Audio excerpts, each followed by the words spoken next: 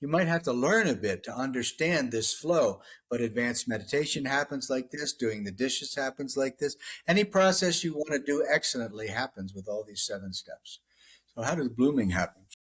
Blooming's an interesting one because you've told me I have a tendency to overbloom generally. Um, so I do use that to consciously and properly bloom at that stage. But the way that I see it is, and like you just said, it's like spring, you're kind of reawakening, coming back out into the world. And I'll use tools, more nature tools are nice, so I'll use birds and zillions and the babies, stuff like that, give you a little spark, kind of bring you back into your surroundings a little bit. But I will be honest, blooming to me is the next one that I'm really trying to dive into and understand better.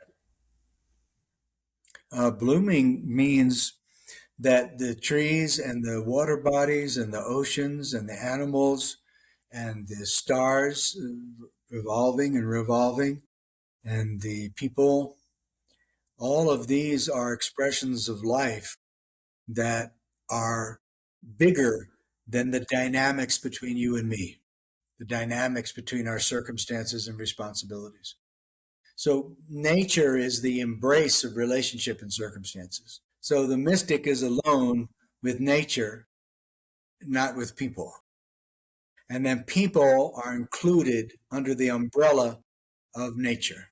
So you enter this eternal time orientation when you are alone in a scene in nature and you have these unbounded senses and you can feel the water and you can feel the trees and you can feel the animals all at once and you're boundless.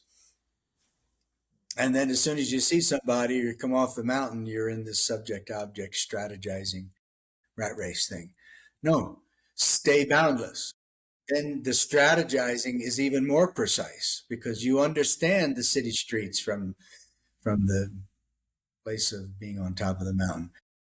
But you think that your whole life is sourced or dissolved with your relationships and your circumstances. But actually, there's a bigger picture going on around here.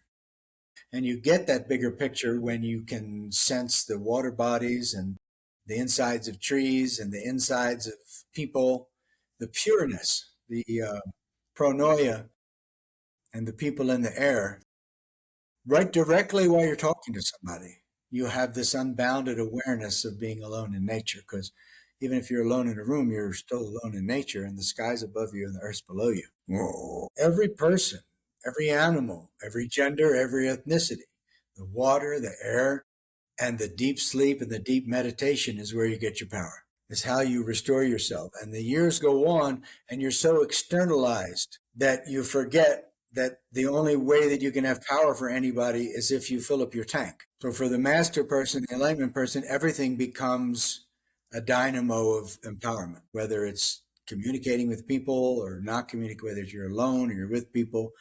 It's the same thing all the time. And it just becomes, like Zen says, one endless railroad track. You stop believing that there's going to be some complicated way, and you just keep simplifying.